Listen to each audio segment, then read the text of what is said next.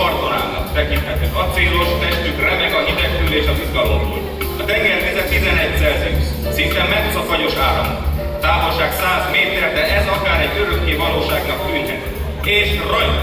A versenyzők egyszerre vetik magukat a jeges habok közé, mintha Neptunus maga hívná őket párviadalra. De kiemelkedik ki elsőként.